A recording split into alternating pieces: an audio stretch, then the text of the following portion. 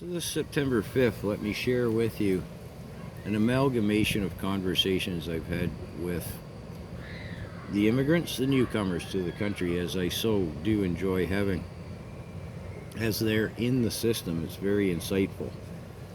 So, again, amalgamating all of these conversations into one fictional one.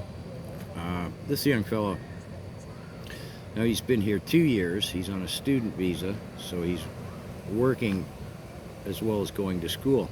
His hours have been cut back with the changes in our immigration system, and he's working a minimum wage job. Now he's got enough money to go back to school, and he's going to go back. Now, like 3 months ago, he was pretty optimistic. He was going to go to a different province, one in the far north, where you get more points faster because it's not a desirable place to go. And he said the training experience, education he has in the field he's entering from India does him no good here. Well, okay, he was aware of that. But now he finds himself in the situation of uncertainty. He said, well, okay, things have changed, not to the good for my situation. Problem is, in part, stability. Will they make more changes? That aside, he said, I realize now, with the changes and the changing of the system just naturally, he's not going to get work. He does not feel confident at all about getting work once he finishes this last year of schooling in his chosen profession. So he's going to work for 3 years after that at minimum wage, not getting ahead, to hopefully garner enough points to kind of win the lottery of the invitation to a PR status. He said, I don't know, will I get enough points, will I get enough work to make that invitation to the PR status? He says, I might go home.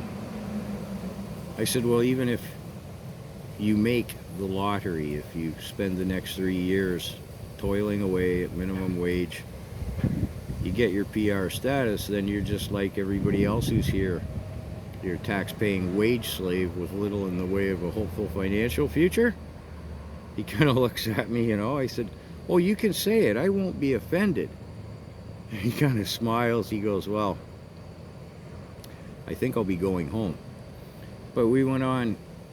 Prior to that was almost a summation of the conversation. He was saying, in India, they've caught on that this is not the land of milk and honey that Trudeau's vacation brochures have been showing them. And he's of a mind, and I mean, he's in the system. He has a vested interest in it. He's well more versed in it than what I am. He said, boy, the people coming are slowing down. And as we know, the turnaround rate, the return rate of immigrants leaving, it's at 30% apparently, and that's government statistics. So, on the upside, government policy be damned. The number of people coming to our country is going to slow. It is slowing and will continue to slow. On the downside, while the government pays lip service to slowing these numbers,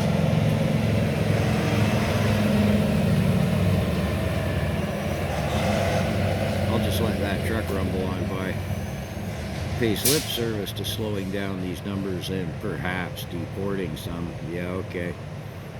It is only that, lip service, and we already have the problems with our infrastructure, homelessness, and everything else that bringing in too many people too hard and too fast has brought to us. Anyways, just thought I'd share that with you. Some food for thought from sort of the inside of the migrant story. In summation, though, the problem is, and as it's been explained to me by some East Indian migrants, the southern part of India is largely in agrarian, and the north is industrial. And their expression of their interpretation, and as I interpret it, I know, a little sideways on the English there, those gaming the system come from the wealthy side of the country. And our changes and problems and corruption in our immigration system are going to slow, I'll call it what it is. It's going to slow the honest migrants, and it isn't going to slow those that know how and do game the system.